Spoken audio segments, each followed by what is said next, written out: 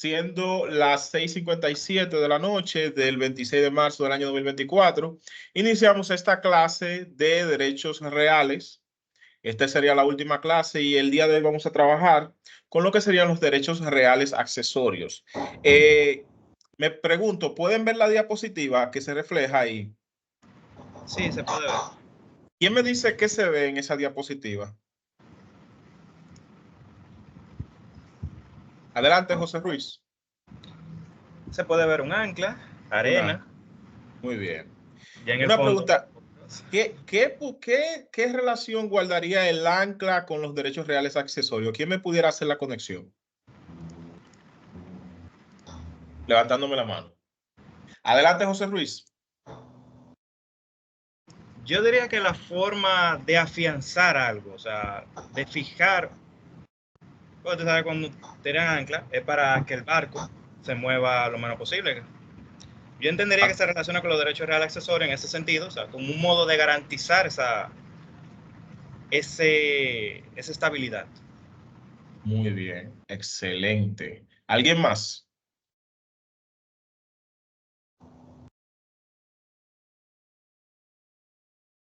Dígame, Rosendo. Profe.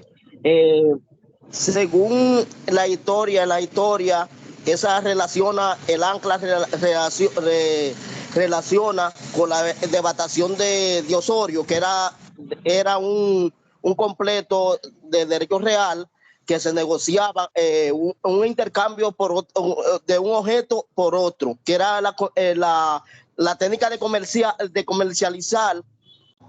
Era con cuero de animales, como pieles de animales. Y eso tiene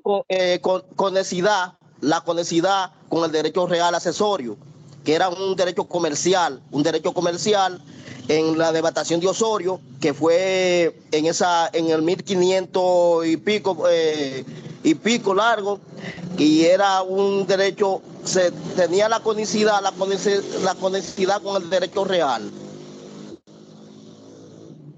Ok. Sí, profesor. Muy bien. Bueno, sin irse tan... Bueno, Oscar, tiene la mano levantada, díganme. Yo diría que el ancla representa esa conexión que tienen los derechos reales accesorios. Es como una manera de garantía, de asegurar. Básicamente, el ancla se coloca para que el barco no se vaya.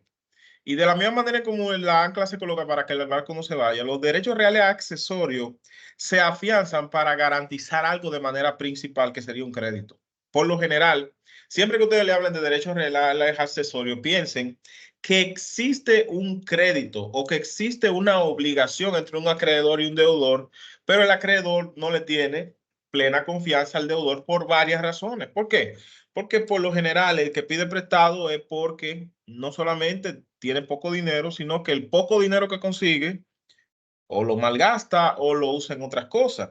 Y los bienes que tiene, quizás no quiera pagar y quiera hacer algún tipo de truco para que esos bienes caigan a mano de otra gente y de esa manera no perder los bienes. Entonces, para ello, la doctrina romana, francesa, haitiana y dominicana han creado todo un régimen dentro de lo que es la división de los derechos reales, no solamente derechos afianzados en lo que tiene que ver con la propiedad, con el uso y con el usufructo y con el servidumbre y todas esas desmembraciones de los derechos reales, sino además la garantía que se le puede brindar a un acreedor afianzada en una cosa, que puede ser mueble, puede ser inmueble o puede ser incorpórea. Veía que tenía la mano levantada, no recuerdo quién, pero la bajó.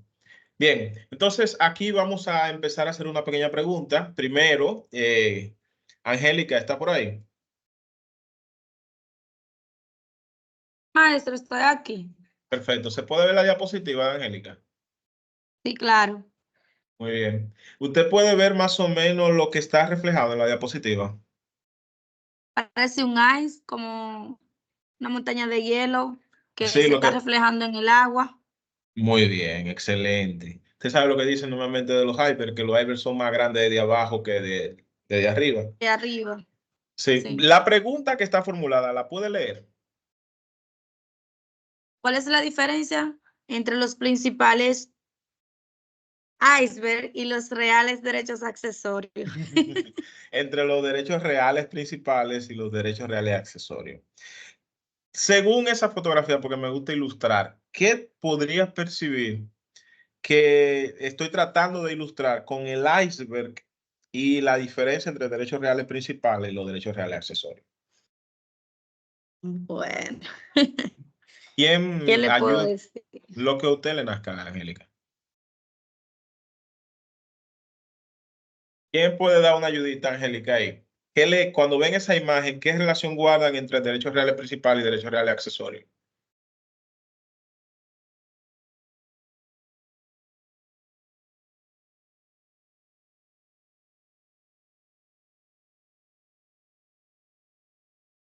Dígame, Oscar.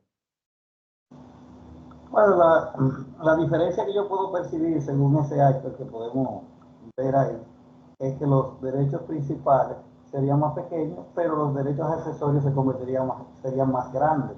O sea, un derecho principal puede ser, digamos, una persona, ¿verdad?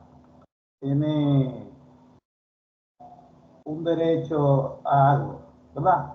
Ujú. Pero el accesorio se puede derivar de muchísimas cosas. Puede ser un carro, puede ser una casa, puede ser un préstamo, puede ser infinidad de cosas, es lo que puedo entender. O sea, que puede abarcar más que el derecho principal. Muy bien. Creo que no, me perdí un poco en la analogía cuando le dije que el iceberg es más grande abajo que arriba, pero va más o menos bien. Dígame, Amanda, ¿qué puede aportarnos usted? Bueno, yo puedo percibir de dicha imagen que lo accesorio persigue lo principal, es decir, las hipotecas son un derecho accesorio que recae sobre los derechos principales, que sería, vamos a decir, el inmueble. Claro, y lo más importante de todo, Amanda, por lo general la parte de abajo uno no logra verla, uno nada más ve lo que hay en la superficie. Así es decir, Eso, lo que yo... sí, No, dígame, perdón. dígame. Que un buen ejemplo de eso sería que cuando uno va a comprar un inmueble sería siempre factible hacer o bueno, solicitar una certificación porque tú no sabes si hay una litis, una anotación preventiva, una hipoteca. Ya le está llegando. Ajá. Exactamente. Es el mismo consejo que le da la mamá suya cuando usted se va a casar.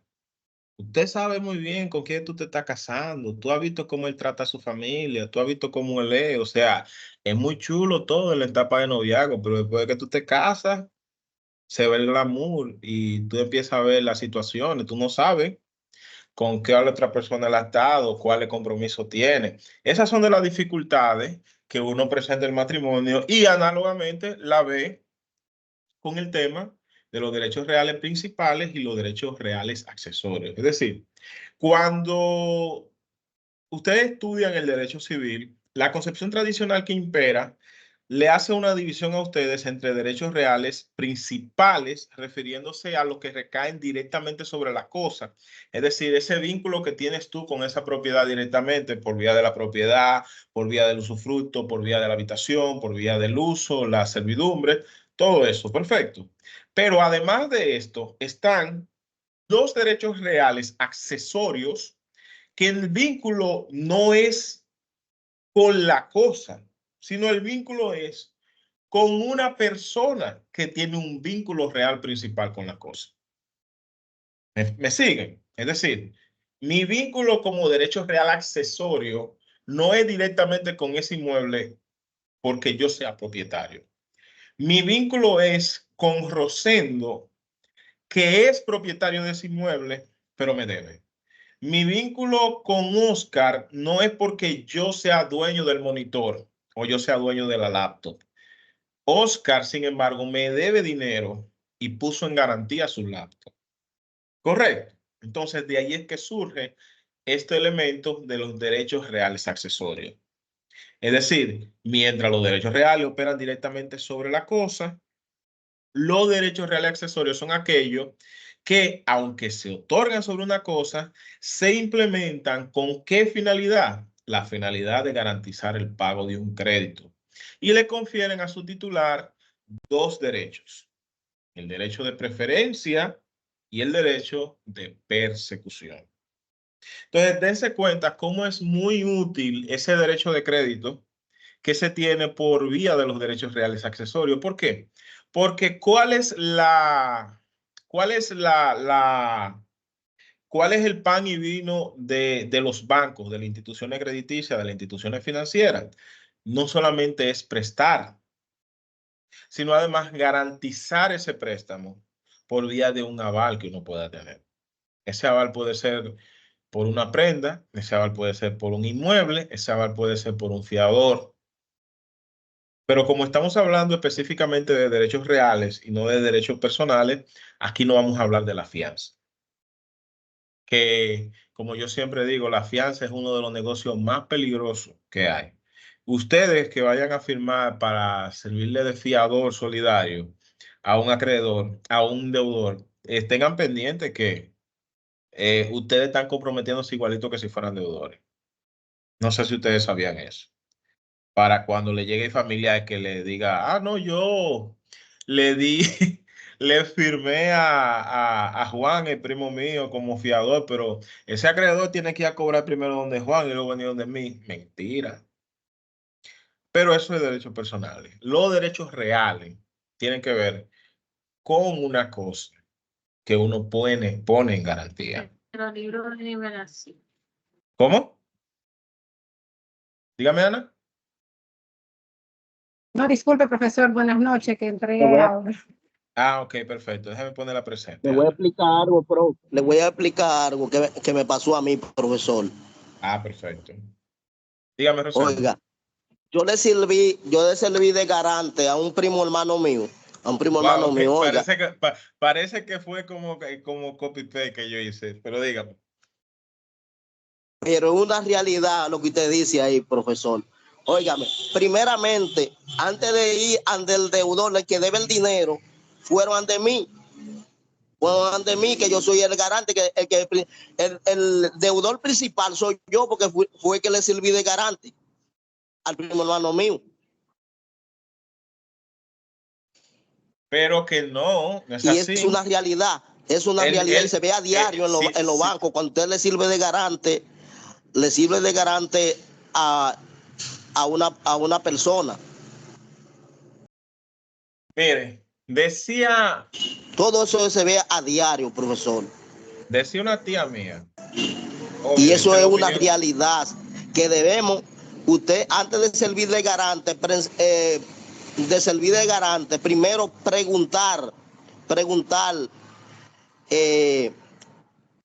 preguntarse primero, ¿puedo servir de garante? Porque eso es peligroso, bastante peligroso. Y se puede dar la tarea de un embargo retentivo que le retiene la cuenta.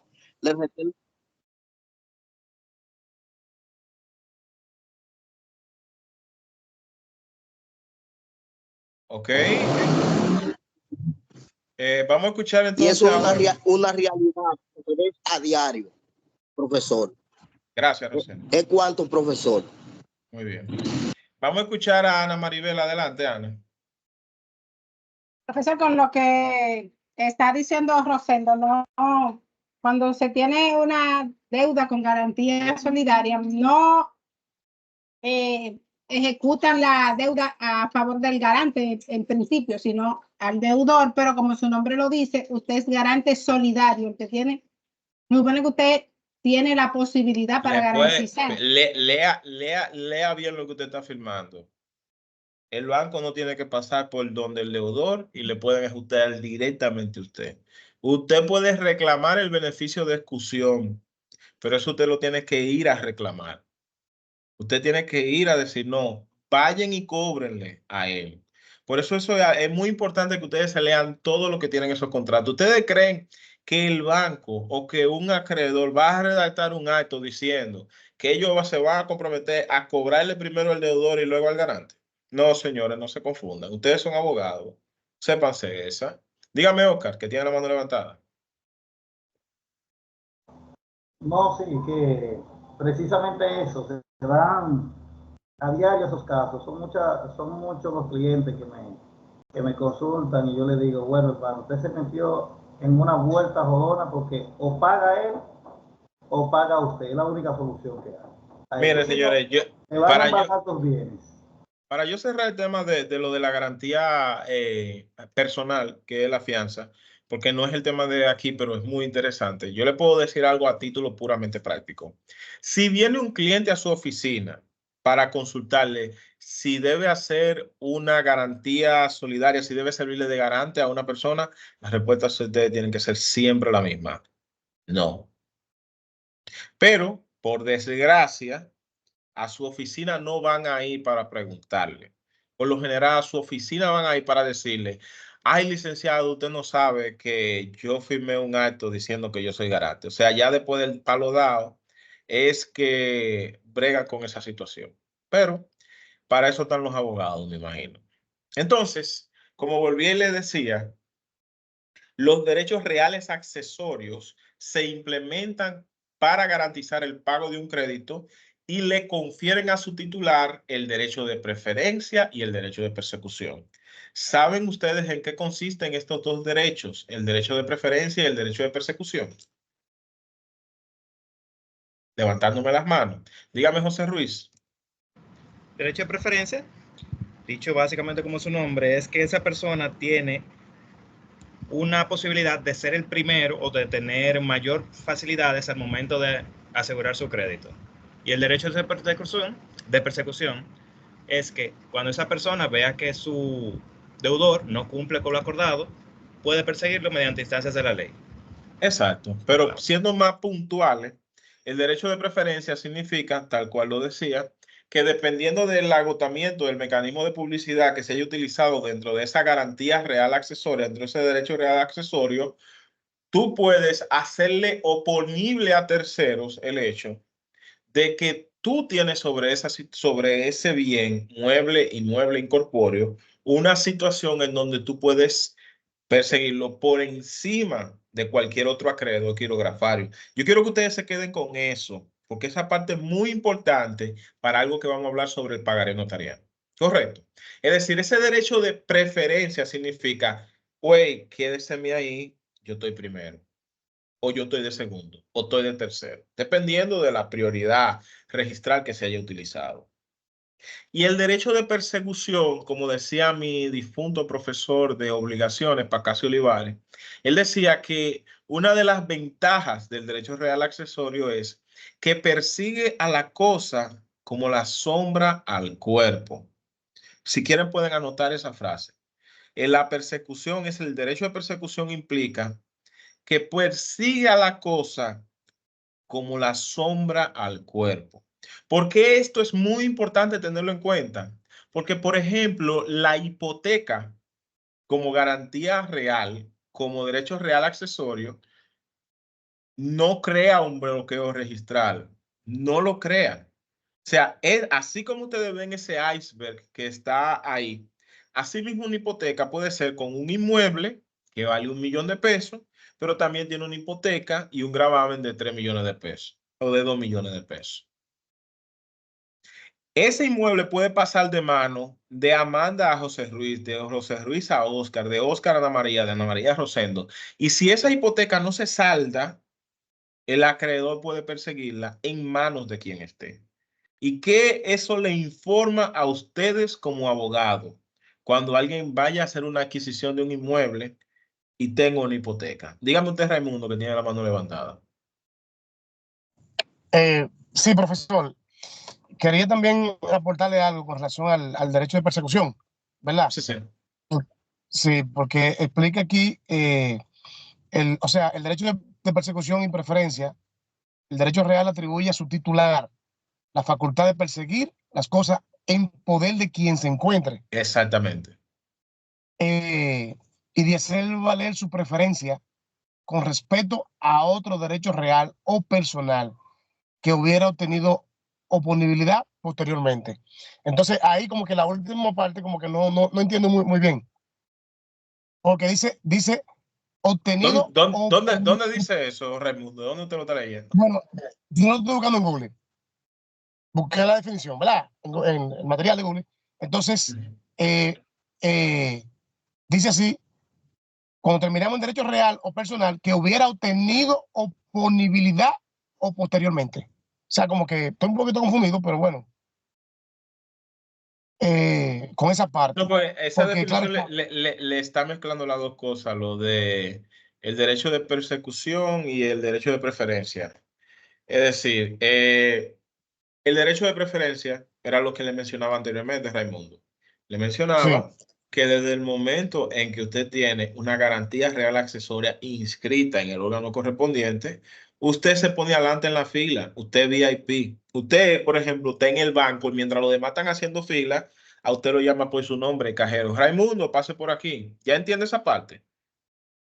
perfectamente, profesor, perfectamente. Usted tiene preferencia. Ahora hay que ver si alante de Raimundo hay una mujer embarazada, o si alante de Raimundo hay una persona con condiciones especiales, o si alante de Raimundo hay un envejeciente. Raimundo tiene que entender que aunque sea un cliente VIP del banco, tiene que colocarse detrás de esas personas porque tienen un privilegio. ¿Me sigue? Asimismo también el derecho de preferencia tenemos que tenerlo pendiente de que no significa que tú vas a ser el primero, significa que tú vas a tener un turno especial por encima de todos los acreedores quirografarios. Pero dentro de acreedores privilegiados y dentro de personas con derechos reales accesorios inscritos, hay que hacer una especie de rangos entre ellos. ¿Me sigue? Sí. Perfectamente. Exacto. Entonces, el derecho de persecución, por algo que usted mencionó en lo que leyó, ¿qué le dice eso a usted, Raimundo, cuando un cliente suyo vaya a su oficina, le presenta un certificado de título, no de los anteriores, sino de los actuales, y le están diciendo que ese inmueble se lo están vendiendo prácticamente a mitad de precio? ¿Cuál es la recomendación que usted daría como abogado? Bueno, primeramente usted sabe que yo lo taso, ¿verdad? O sea, el inmueble, bueno, miren, el título yo lo tengo aquí, me están vendiendo este inmueble a mitad de precio. ¿Cuál es el precio? El precio, por ejemplo, son 2,5 millones de pesos. Bueno, déjame tasarlo. La ¿Por qué? tasación, Porque la tasación es una excelente medida porque incluye una situación registral que usted va a comprobar, que sería ¿cuál? bueno, comprobar el precio exacto. ¿Comprobar? El precio exacto. Porque si yo Además del precio exacto, la tasación, hay una variable que influye en el precio también. ok, bueno, yo hasta ahora lo que he hecho, ¿verdad? El precio exacto con la tasación, bueno, cuesta 4 millones, lo están vendiendo en 2 millones. Yo lo entiendo, yo lo veo bien. Hago la depuración, obviamente, en el registro. ¿Cómo haría esa eh, depuración, Raimundo? o el estado jurídico del inmueble. Busco el estado jurídico del inmueble directamente. ¿Y qué podría reflejar el estado jurídico? Puede reflejar quién es el dueño absoluto y el historial del inmueble. Ok, ¿y no reflejaría alguna otra cosa el estado jurídico del inmueble? Bueno, refleja si estuvo hipotecado, si no estuvo hipotecado, de quién fue el dueño. O sea, en principio, es como un acta de nacimiento que viene con su récord diciéndome todo lo que ha pasado con ese inmueble. Ok, vamos a escuchar a Héctor Joel. Adelante, Héctor. Sí, maestro. Acorde con lo que usted estaba explicando, lo ideal sería solicitar una certificación de estatus jurídico para validar las cargas y gravámenes que posee el inmueble. Correcto. Pero se dan casos que yo he visto donde, por ejemplo, el registro de títulos dice una certificación indicando que el inmueble no tiene gravámenes y al final tiene gravámenes, porque luego usted solicita otra certificación y el gravamen estaba ahí. Entonces, también adicional a la certificación, lo ideal sería verificar el registro complementario de forma detallada y detenida bueno, de todas maneras, la CEGI, la certificación de estado jurídico del inmueble, está llamada a publicitar los derechos reales, cargas, gravámenes y anotaciones especiales. Es decir, cualquier cosa que se haya notado respecto de ese inmueble tiene que estar reflejada en la certificación de estado jurídico. Lo que sí se tiene que verificar es que esa certificación esté actualizada. Porque muchas veces trabajamos con una certificación de hace 6 meses. No, ¿Me sigue? maestro. Yo he solicitado certificaciones que me sale el inmueble limpio y luego solicito otra y el inmueble tiene hasta un bloqueo registral con 2 y 3 años. Pero La esos procesos certificación de registrales uno. que sale en la segunda certificación, Sí. retroactivamente reconoce hipotecas que antes no estaban. Hipotecas no, pero bloqueos registrales han salido. Sí, pero no, pero vámonos por paso, Héctor, porque me está dando un escenario y tengo que trabajar con el escenario con el que me está dando. Tú, por ejemplo, el 15 de marzo de este año, procediste a obtener una certificación de estado jurídico del inmueble donde el inmueble sale limpio, ¿correcto? Sí, sí. Entonces, pero luego el 26 de marzo solicitas una certificación de estado jurídico del inmueble, Sí. donde ese inmueble te aparece con una nueva inscripción. La pregunta es la siguiente: ¿la nueva inscripción es posterior a la fecha de la certificación de estado jurídico del inmueble, o sea, del 15 de la primera, o es de una fecha retroactiva a la primera certificación, es decir, como por ejemplo de enero del 2022? De una fecha retroactiva. Bien, entonces ahí se da una situación que se llama una inexactitud registral. Y a mí me ha tocado trabajar con esos casos, dependiendo de la situación que que se haya suscitado. Todo está en si el adquiriente del inmueble tenía conocimiento formal y material de esa situación previo a la transacción inmobiliaria. Si tenía conocimiento, no puede escudarse de que una primera certificación no reflejaba esa situación. Pero si actuó con la diligencia debida, trabajando con la misma certificación y obtuvo una transacción inmobiliaria, es altamente probable que se encuentre amparado como tercero registral, como tercer adquiriente de buena fe. Pero esa es una situación, ¿cómo te puedo decir? Engorrosa, porque podría comprometer, si fue una certificación de estado jurídico del inmueble y no el resultado de la sala de consulta, compromete al registrador de título que en su momento dijo que ese inmueble estaba limpio. ¿Me sigues? Sí, claro. Ok, perfecto. Pero entonces, la narrativa que me da hay algo que me hace ruido, porque si la certificación había retroactivamente un bloqueo registral, entonces se supone que aunque esté limpia, no podía pasar el inmueble. ¿Cómo así que no podía pasar el inmueble? Porque no se llegó a hacer Claro, la porque transferencia. Es que no fue la no, transferencia.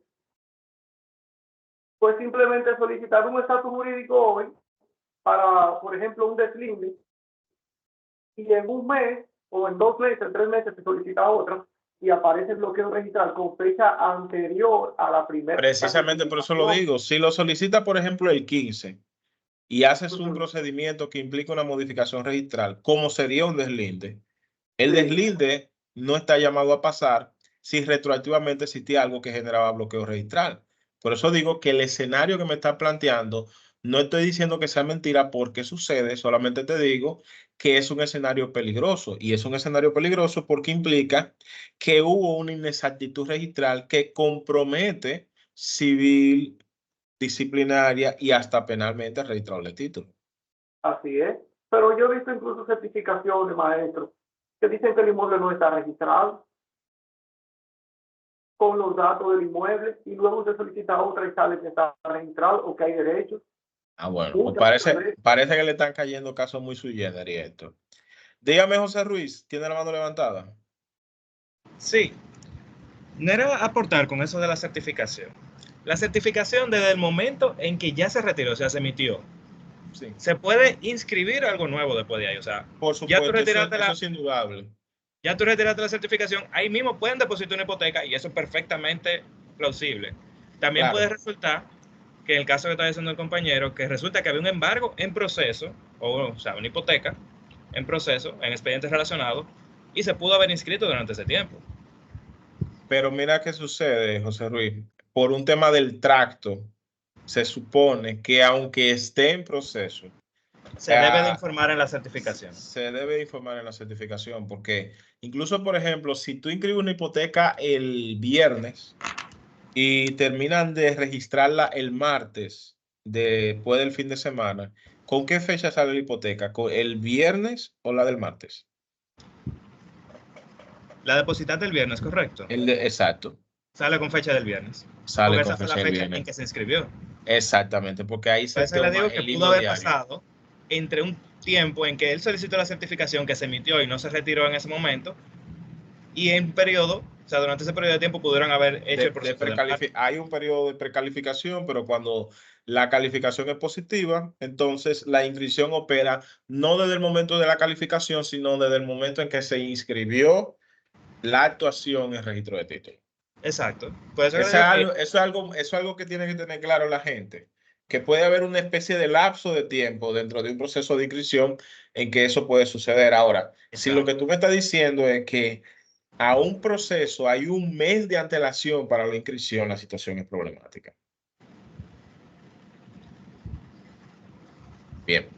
Entonces, señores, dentro de la clasificación de los derechos reales, accesorios, tenemos aquí lo que son la prenda, la hipoteca, la anticresis y los privilegios. Había destacado que como estamos en una clase de derecho inmobiliario, no nos vamos a enfocar en todos los derechos reales accesorios, sino exclusivamente en el derecho real accesorio por excelencia en materia inmobiliaria, que sería la hipoteca. Pero entonces, vamos a hablar brevemente sobre las demás. ¿Quién de ustedes sabe lo que es una prenda? Rosendo, que tiene la mano levantada, ¿me puede decir qué es una prenda? Una prenda viene siendo es un inmueble, se convierte en cualquier carro, accesorio, como una casa, es una prenda, pero se convierte en una casa normal, no un apartamento. Un carro es una prenda, por eso un carro es una prenda que se da en garantía por un crédito.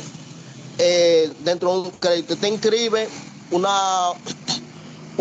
préstamo, coge un préstamo por la prenda que usted tiene dada en garantía. Da esa en garantía como un carro, viene siendo como un carro, como ¿cómo le digo? Una casa, eso es parte de una prenda. Una prenda dada en garantía por un crédito o por una hipoteca, medio de una hipoteca, por medio de una hipoteca. Muy bien. Raimundo tiene la mano levantada, dígame. Bueno, profesor, la prenda puede ser una cosa, mueble, ¿verdad? Determinado o determinante y que sea susceptible de comercio. Bien, vamos a escuchar a Ana Maribel. Adelante, Ana. Ana, ¿usted tiene el Código Civil por ahí a mano cerca?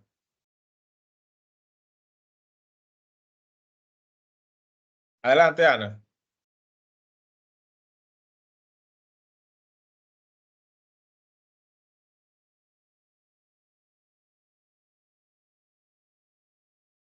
Ana, parece que se quedó con el micrófono apagado. Disculpe, sí.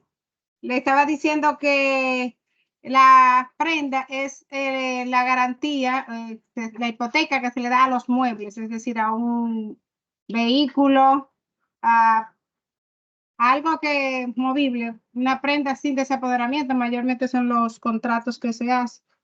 Sí. ¿Y usted tiene a mano el Código Civil? Le preguntaba. Los demás, quien tenga a mano el Código Civil, si no lo tiene Ana Maribel. ¿Lo tiene a mano, Ana? A mano, el código. Para que me le dé lectura al artículo 2071 del Código Civil, si es posible. Yo lo tengo el código. Adelante, entonces, déle lectura al 2071. Aquí lo tengo. Del contrato de empeño. El empeño es un contrato por el cual el deudor entrega una cosa al acreedor para seguridad de la deuda.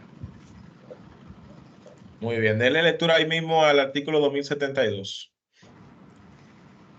2072. El empeño de una cosa mobiliaria se llama prenda. El de una cosa inmobiliaria se llama anticresis. Muy bien. Lo primero que ustedes tienen que tener en cuenta desde cuando piensan como abogado, si le preguntan por la prenda, No piensen en las joyitas que ustedes se ponen en las orejas, en la cadena, a lo que en lenguaje común denominamos prenda. Correcto. La prenda dentro del lenguaje técnico jurídico es un contrato y viene dentro de una familia de contratos. ¿Cuál es esa familia? La del contrato de empeño. ¿Por qué el contrato de empeño? Porque por lo general, tradicionalmente, cuando hablaban de dar en prenda, era en función de que para garantizar el pago de una creencia, se colocaba ese bien en posesión del acreedor.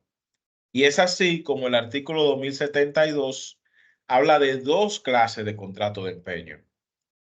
La prenda, cuando se trata de bienes muebles, y la anticresis cuando se trata de bienes inmuebles. Pero hay algo muy interesante que destacó Ana, y es el hecho de que esa modalidad de contrato, la de con desapoderamiento, ha caído en desuso. No ha caído tan en desuso porque todavía quedan casas de empeño, pero ha caído en desuso porque la principal fuente de esos contratos de prenda son las inscripciones que se hacen. Y son inscripciones que se hacen ante el juzgado de paz. Entonces, para poder definir prenda, está en el artículo 2073 del Código Civil, para que si alguien más me lo quiere dar una lectura, pueda proceder. Adelante, Rosendo, el artículo 2073.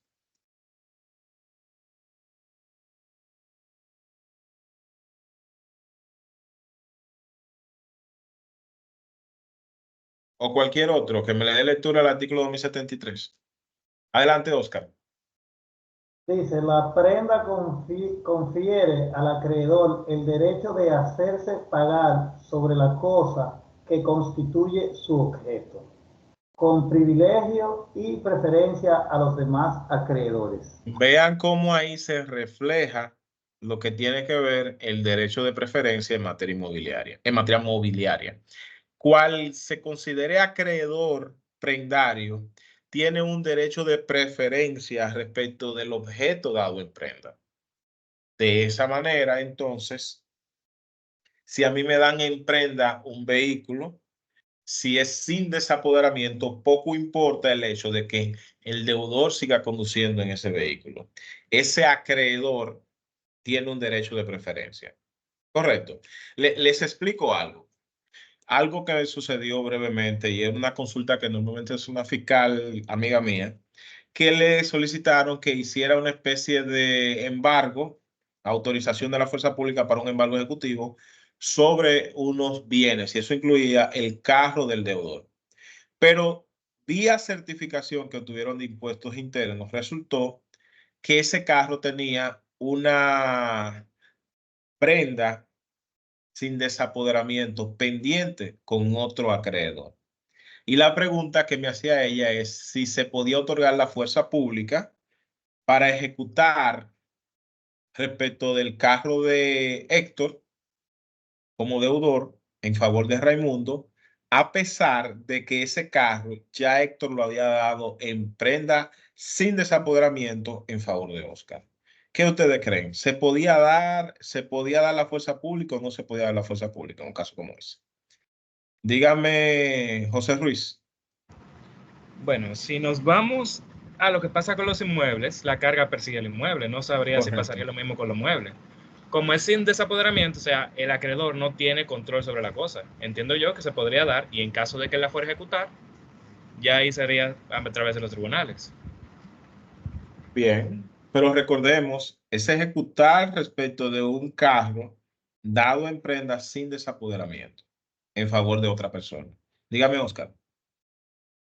Yo digo que no, pero si lo hacen, el acreedor tendría el derecho a perseguir. O sea, Claro, puede demandar la reivindicación exacto, exactamente. y esa fue incluso la recomendación que hice. La recomendación que le hice fue que no diera la fuerza pública explicando que el acreedor tiene un derecho de persecución y sobre todo, Oscar, que si ese ejecutante tiene conocimiento de causa de que ese inmueble en específico está dado en prenda sin desapoderamiento y aún así ejecuta colocándote en la desgraciada posición de tener que demandar en reivindicación, tú no solamente vas a demandar en reivindicación, tú puedes someter una demanda en daños y perjuicios. ¿Por qué? Porque hubo una actitud dolosa por parte del ejecutante. ¿Me siguen? O sea, Sí, yo quiero que maestro. hagan Sí. esa referencia con la prenda, porque aunque sea un contrato prendario y no se vea igual que una hipoteca, hay derecho de preferencia y hay derecho de persecución. ¿Me siguen ahí?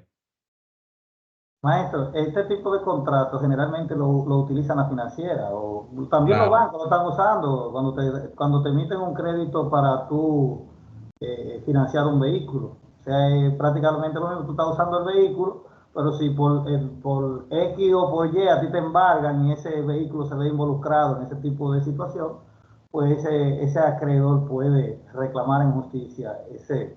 Una pregunta quiero hacerle a ustedes. ¿Y si decide no pagar el deudor al acreedor que tiene ese contrato de prenda sin desapoderamiento? ¿Puede aparecerse sin ningún tipo de cosa en la casa y llevarse el carro con una grúa? Dígame, Raimundo. Bueno, profesor, en este caso, si no tiene prenda con qué pagar, entonces habría que hacer una demanda en cobro de peso, ¿verdad?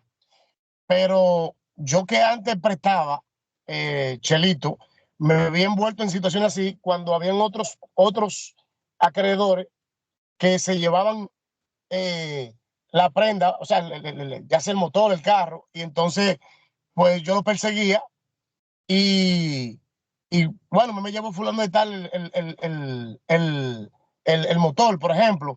Y entonces yo lo que iba era a la otra financiera y le decía, en cuánto era que estaba la deuda? Bueno, en tanto, si el motor pasaba el equivalente, yo pagaba y me llevaba el motor. Claro está. Entonces esa persona tenía que pagarme a mí. O si no, ya yo vendí el motor, entonces eh, Sí, pero recuerde, si es sin desapoderamiento, esa persona tiene el motor en su propiedad. sí. Entonces usted iba a la casa de esa persona y le llevaba el motor, ¿era? No, no, no, no, no. No, por Ah, ejemplo, si lo que le estoy diciendo, no, profesor, lo que le digo es, por ejemplo, que otras financieras muchas veces incautaban la propiedad. ahí me gusta el término incautar. La pregunta que yo le quiero hacer ahí mismo es lo siguiente. Si no le pagan y pueden indirectamente incautarle ese motor o ese carro. Bueno, es un proceso prácticamente legal, porque se entiende. Puede ir directamente sin que medie ningún tipo de actuación, ni acto, ni nada. No, no, de eso dependiendo, porque tiene que tener un contrato obligatoriamente. No, no, el contrato existe porque la prenda es un contrato. Pero en el caso de que no pague, puede ir directamente y llevarse el motor. Bueno, se hace el procedimiento, profesor, para embargarlo. Muy bien. Vamos a ver qué nos dice Oscar. Dígame, Oscar. Maestro, yo digo que no, porque eso, incluso eso anteriormente trajo muchísimos problemas, que había muchísimos alguaciles que agarraban a personas que andaban en su vehículo y le incautaban el vehículo y no era un procedimiento legal, porque primero tenía que pasar por un tribunal. Ahora lo que hacen es que te ponen a firmar el contrato, un pagaré notarial, pero también te ponen a firmar un acto de venta y una entrega voluntaria del vehículo. Por ejemplo, ellos te dicen, te notifican o te incautan el vehículo, pero cuando tú vas a reclamar, resulta que ya tú previamente habías firmado un contrato y habías firmado una entrega voluntaria y un derecho a la venta del vehículo Pero la también. persona que firmó esa entrega voluntaria sabía que estaba firmando una entrega voluntaria. No se lo No se lo dicen, el que no se preocupa por leer los documentos que firma, porque recuerde que... Y aún aunque lo firme, ahí hay una situación de práctica dolosa. Es un contrato leonino, porque Exacto, evidentemente exactamente, no solamente por las condiciones desiguales, sino el hecho de que se quieren volar procedimientos. exacto. Señores, yo le voy a dar un tip como abogado cuando lo busquen deudores.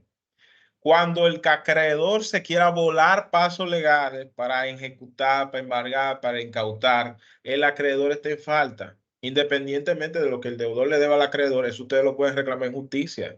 Y pueden en justicia reclamarlo y solicitar daño y perjuicio, pidiendo igual cantidad o mayor como indemnización por la actitud, porque ustedes van de robo. ¿Por qué? Porque el que está en falta es quien se voló, quien quiere cobrar los 200 pesos sin pasar por Go.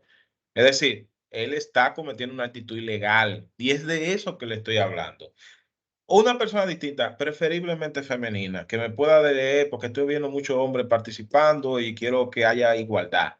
Que el artículo 2078 del Código Civil. Deme la lectura, Angélica, si tiene el código a mano. El 2078 del Código Civil. Bueno, maestro, lo puedo leer por aquí, pero no lo tengo a mano. ¿No tiene el artículo 2078 del Código Civil? A mano no. Ok, alguien más que me le Pero pueda ahora dar mismo le lectura. doy lectura. Espera un minuto. Ana Maribel, ¿tiene el artículo a mano? Sí, el artículo 2078 dice, no puede el acreedor, por falta de pago, disponer de la prenda sin perjuicio de que pueda ser ordenar en justicia que se le entregue como pago hasta la debida concurrencia, según transacción hecha por el perito, o que se venda en pública subasta. Déjelo ahí mismo, déjalo ahí mismo. Miren, oigan lo primero. Oigan lo primero. Aunque no haya pagado el deudor, no puede el acreedor aparecerse y llevarse un motor. Porque aunque tenga el contrato en la mano, tienen que obtener un acto previo. ¿Cuál es ese acto? Un acto de incautación. Apréndanse eso, abogados. No puedes andar volándose pasos. Cuando ustedes facilitan que se vuelen pasos, ustedes están incurriendo en falta legal, en un delito civil y comprometen al cliente y a usted en responsabilidad civil.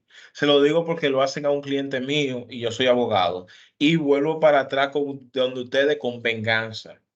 Tú me llevaste un carro a las 6 de la mañana de un cliente mío porque él no te pagó su dinero, pero tú no quisiste agotar el procedimiento de incautación. Espérame temprano en el tribunal para que tú veas con lo que voy. Es esa parte la que yo quiero que ustedes tengan en cuenta. Viernes, léame la otra parte, si es posible, de ese mismo artículo 2078, la que empieza diciendo cualquier cláusula, porque es muy útil para lo que acaba de decir Raimundo.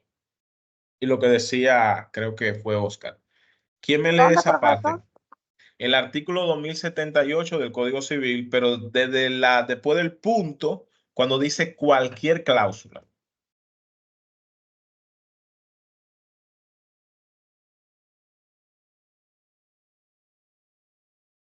2078, después de cualquier cláusula. No, cuando dice, exacto, después del punto dice cualquier cláusula que autorice. Leyeron hasta donde dice pública subasta. Exacto. Ok. Cualquier cláusula que autorice al acreedor para apropiarse de la prenda o para disponer de ella sin las formalidades expresadas se considera nula. Muy bien. Esa parte es muy interesante. Escuche bien, Oscar, por el hecho del acto de entrega voluntaria que le hacen firmar. Ese acto de entrega voluntaria como cláusula que autoriza al acreedor se considera nula por aplicación del artículo 2078 del Código Civil. Es decir, muy lindo el tigueraje, pero es totalmente atacable en justicia. Bien. Entonces, para resumir, señores, la prenda es un contrato por el cual un deudor se remite a título de garantía a su acreedor la posesión de un inmueble corporal o incorporal para seguridad de su crédito. Las únicas cosas que pueden darse en prenda son o cosas corporales o cosas incorporales, pero no puede darse en prenda un inmueble. Hay dos modalidades de prenda. Dos modalidades. ¿Cuáles son esas dos modalidades? Con desapoderamiento y sin desapoderamiento. La prenda con desapoderamiento, el mejor ejemplo son las casas de empeño. Por allá por donde ustedes viven todavía hay casas de empeño. Yo tengo Sí, mucho. Hay casa de empeño, Por aquí que hay casa de empeño. Muy bien. Y Ustedes saben cuál es también, Bien, y la otra modalidad es la prenda sin desapoderamiento, es decir, que se le permite al deudor conservar el dominio de la cosa, pero se inscribe. ¿Y dónde se inscribe? En el juzgado de paz. Por lo general, ese tipo de prendas son, por ejemplo, las prendas agrícolas, como son la fanega de arroz. Pero también pueden ser la prenda de un vehículo de motor, como sería una motocicleta o como sería un carro o como sería una guagua. Franklin, dígame, tiene la mano levantada. Sí, maestro. Yo vivo por aquí en Pedro Brán. Todavía yo vivo en Los Solares y por aquí todavía existe eso de personas que prestan dinero y ponen su casa en garantía. A mí una vez me pasó algo parecido. Yo le tomé un dinero prestado a una persona para comprarle un motor a mi vehículo que se me había fundido. Y ya usted sabe, después que yo le metí ese motor me dañó la transmisión. Y ahí fue que yo comencé a coger lucha y me la tracé. Entonces, debía a la financiera, le debía a la persona. En un momento determinado yo dije, bueno, yo voy a tener ya que entregar. Y entregué así mismo el carro voluntariamente, pero yo me la jugué porque hubo una gente que me dio una buena idea. Sácale todo lo que tú puedas sacarle y entrégale el carro. Pero cuando la persona, yo fui y le llevé el 50% de lo que yo hubiera conseguido del vehículo, la persona me dice a mí que con qué yo le iba a pagar lo otro si ya yo había entregado el vehículo y yo conchaba en él. Yo le dije, pero yo le estoy pagando a usted. Y entonces ella me decía que le entregara el vehículo. Yo, no, mientras yo te esté pagando, yo no te puedo entregar mi casa. Entonces, por aquí todavía está ese contrato. Pero ya hoy Dios me o sea, es bueno estudiar derecho. Porque mire, ese artículo 2078 me abrió los ojos. Profesor, Dígame. siguiendo con lo que dice Ocar, y perdóneme que no levanté la mano, lo que pasa es que no quería perder la idea. Yo estoy con lo que dice Ocar. Yo, cuando yo hacía préstamos informales, yo hacía eso así mismo, pero después que yo me gradué de Derecho y comencé a aprender el derecho, o sea, ya eso yo lo abolí, lo terminé, porque hago el procedimiento correcto, por lo que usted explicó ahorita, ciertamente, y porque ya uno es conocedor de la materia. Pero ciertamente aparecen gente todavía haciendo ese tipo de préstamos. Sí. Héctor Joel, esas certificaciones que está anexando refieren al mismo inmueble. Sí, al mismo inmueble. Tienen áreas distintas porque la segunda ya había sido objeto de algunas rebajas, entonces por eso el área cambió. Pero ahí veo una litis inscrita retroactivamente. Sí, lo que le dije en el caso anterior. No solo una litis, tiene hasta un bloqueo registral. Sí, pero el bloqueo registral. Estaba Pero inscrito en el 2016, según lo que indica ahí.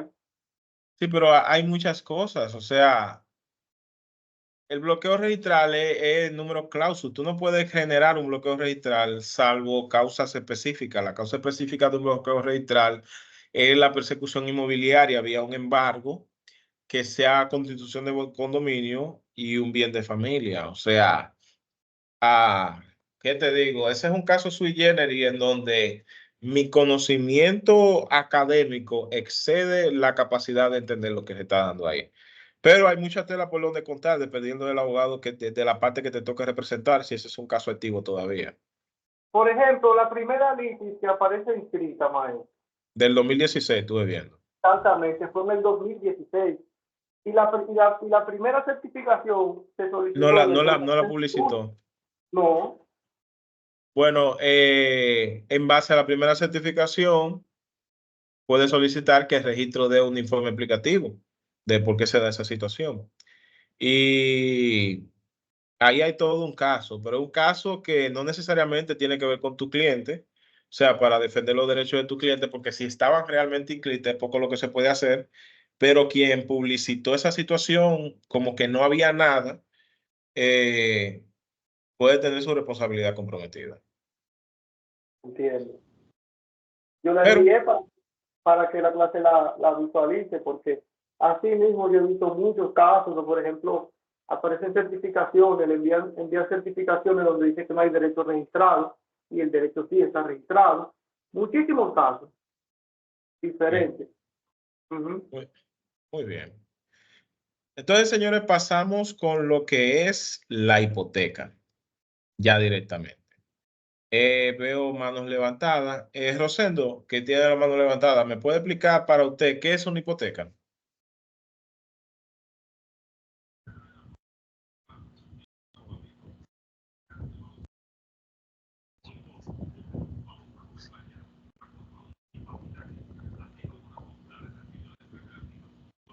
Franklin, ¿puede explicarlo para usted lo que es una hipoteca? Sí, una hipoteca es como un tipo de préstamo a largo plazo que se utiliza para financiar la compra de una propiedad como una casa o un terreno. Por ejemplo, Vamos mal ya. ¿eh? Totalmente. Vamos mal, totalmente mal. La hipoteca no es un préstamo. Vamos a escuchar a otra persona. Raimundo, dígame, ¿qué es una hipoteca? Bueno, profesor, le voy aquí a explicar algo de la hipoteca, ¿verdad? Dice aquí que es un acuerdo entre usted y el acreedor que le da al acreedor el derecho a tomar su propiedad si usted no paga. O sea, es una definición, pero también tengo otra. Dice aquí, la hipoteca es un producto bancario que permite al cliente recibir una determinada cantidad de dinero, capital del préstamo, por parte de una entidad crediticia. Anabel, ¿está por ahí, Anabel? Maestro, pero no es algo, no es un dinero que tú tomas prestado y tú pones tu terreno en garantía. No, que está confundiendo la causa con el efecto. Maribel, no, Sí, señor. Ana, Sí, Ana, Ana Maribel. Anabel. ¿Anabel o Ana Maribel? A Anabel primero le dije, pero parece que Anabel no está activa. Usted, Ana, ¿tiene el Código Civil a mano? Claro. Démele lectura al 2114 del Código Civil, si es posible. Artículo 2114 del Código Civil. A ver, lo estoy buscando. No hay problema. El 2114 dice, la hipoteca es un derecho real sobre los inmuebles que están afectados al cumplimiento de una obligación. Es tan sencillo como eso.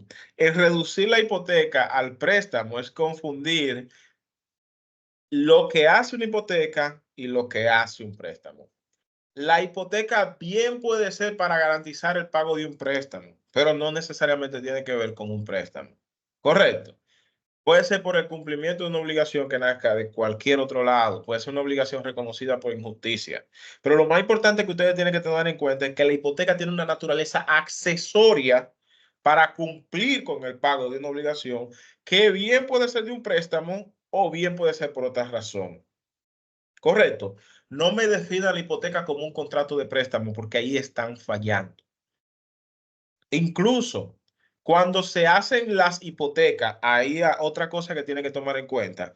El contrato normalmente le dicen contrato de hipoteca o hipoteca, pero el nombre completo del contrato, se lo saben. ¿Alguien me puede decir cómo se llama ese contrato cuando lo hacen, por ejemplo, con el banco? Dígame, José Ruiz.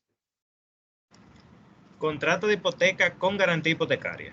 O No. contrato de préstamo con garantía hipotecaria, perdón. Ese Sí, no. contrato de préstamo con garantía hipotecaria. Es decir, estamos haciendo dos contratos en uno solo. Dos contratos en uno solo. Es decir, yo, Luis Adriano Tavera, me comprometo a pagarle a Héctor Joel la suma de $1 millón y para garantizar el pago de esa suma, pongo en garantía un inmueble, el inmueble X. ¿Qué es lo importante? Que ustedes puedan saber separar los dos contratos? Que muchas veces sucede que como la hipoteca no se hizo en cumplimiento a ciertas formalidades legales, se puede caer la hipoteca, pero se cae el préstamo. No, no se cae el préstamo. No se cae el préstamo. ¿Por qué? Porque solamente se cayó la parte accesoria. Pero usted sigue siendo acreedor, yo sigo siendo acreedor de Héctor Joel. Y si no puede ejecutarme por vía de la hipoteca, la legislación le permite otros métodos. Por ejemplo, una demanda en cobro de pesos. Por ejemplo, el artículo 48 del Código de Procedimiento Civil. Bien. Pero lo más importante que tienen que tomar en cuenta de la hipoteca es que aunque se vea vinculada a un préstamo, no es un préstamo. Es la afectación real e indivisible de uno o más inmuebles del deudor para garantizar un crédito sin que el deudor sea desapoderado de la propiedad de su inmueble. Es decir, no es el préstamo, es lo que yo estoy trayendo para garantizar el préstamo. Pero no siempre tiene que ser un préstamo. Me sigue ahí entonces ya, para que podamos visualizar dónde está el fallo conceptual. Y entonces también la hipoteca tiene un régimen de publicidad. ¿Cuál es el régimen de publicidad de las hipotecas? ¿Quién de ustedes lo sabe? Ustedes son una clase muy bien dotada, porque las participaciones que han dado dan cuenta de que tienen este tema muy bien dominado. Dígame, Héctor. O sea, ¿usted se refiere a dónde se publicitan las hipotecas? Correcto. En el registro complementario. En el registro complementario. ¿Dónde está el fallo de esa respuesta? ¿Quién lo puede detectar?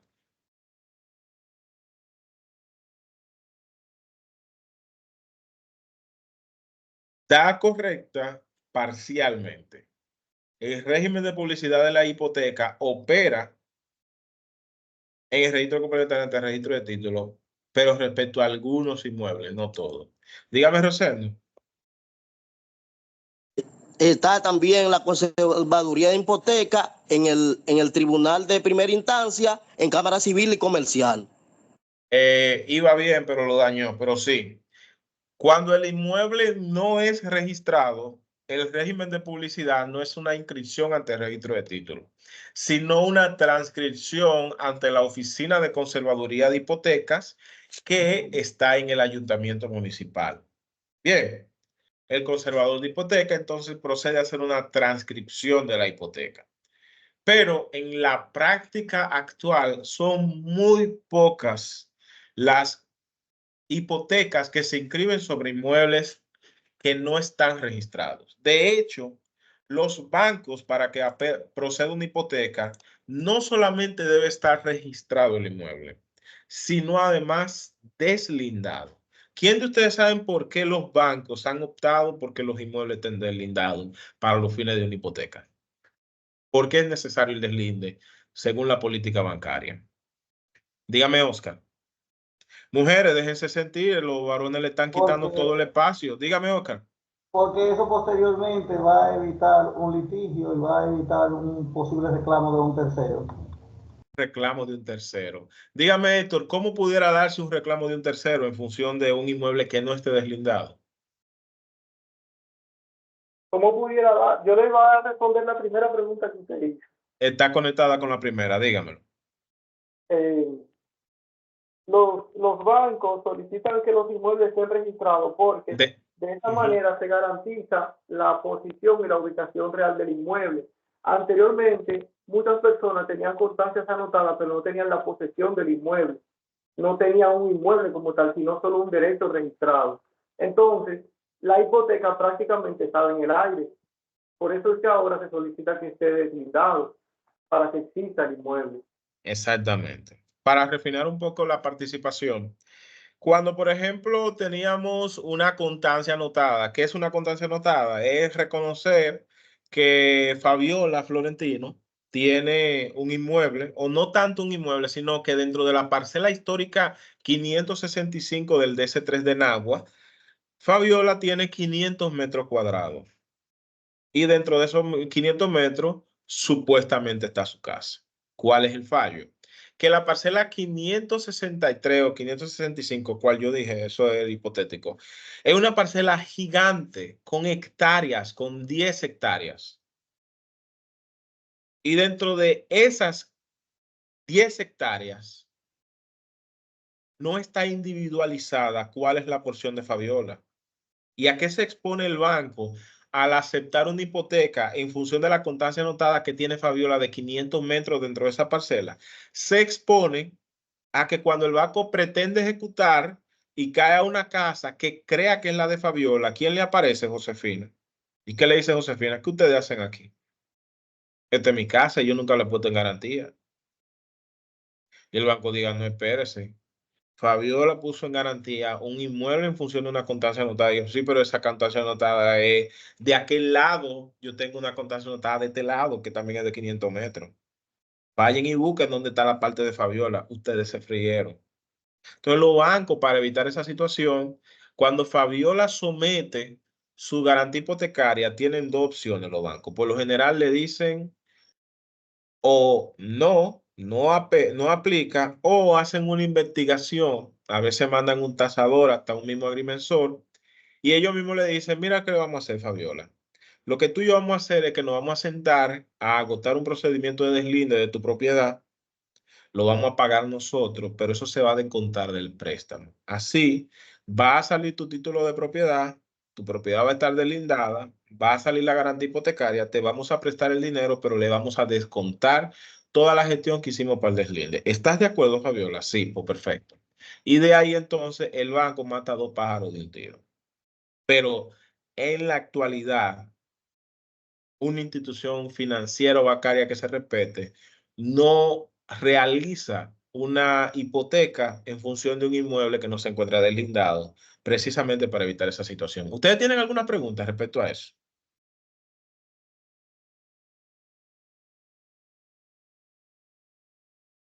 Profe, Dígame. una pregunta, mire, con relación a las constancias anotadas. Yo una vez tuve una clienta con un problema similar. Ella me estuvo diciendo que ella tenía un certificado de título, pero cuando ella me dice, licenciada, yo tengo un certificado que me hace, o sea, tener la posesión de mi casa. Yo le dije, pero tú tienes, está delindado el terreno. Me dice ella, sí, está delindado porque yo tengo mi título en mano. Ya cuando ella me busca el título, yo veo que es una carta de constancia. Le digo yo, mi reina, tú tienes un problema encima. Me dice ella, ¿pero por qué? Digo, porque tu casa no está delindada. Cualquier persona, o sea, como andan ahora mismo muchísimas personas, profe, que se han dado los casos, que tú quieres tener una propiedad y no tienes nada, porque otra persona va y la somete. Como se dio un caso en Higüey. Una persona se dio cuenta de esos bucones que andan por ahí, X, que dicha persona no tenía la casa registrada, o sea, no estaba legalmente deslindada. Y cuando ella fue a hacer el proceso, ya la casa tenía otro dueño, porque ya la habían deslindado. Entonces ella me preguntó qué se puede hacer en ese caso. Digo, bueno, mi amor, en ese caso Nada. no Nada. Tú puedes someter la nulidad de deslinde, pero para eso tú tendrías que probar de que tú tenías la posesión del inmueble, de que hubo una irregularidad en los actos de levantamiento realizados por el agrimensor, todo eso, pero es un pleito cuesta arriba. Exactamente. Y hay que ver si está dispuesto a pagar lo que hay que pagar, porque ese es otro gran problema de esta profesión. El proceso es muy tedioso y bien costoso. Claro que lo es. Muy bien, señor. Entonces ya sabemos la importancia del régimen de publicidad.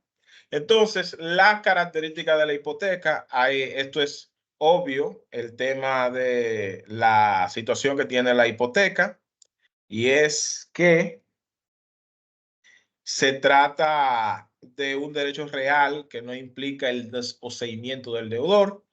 Es un derecho real accesorio, pero distinto del crédito garantizado, y afecta solamente a inmuebles. Entonces, por ahí podemos ir viendo cuáles son las diferencias.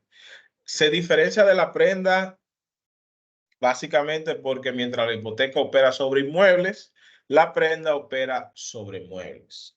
Se diferencia de la anticresis, ya que la hipoteca no implica el desapoderamiento del deudor y la anticresis sí implica el desapoderamiento del deudor.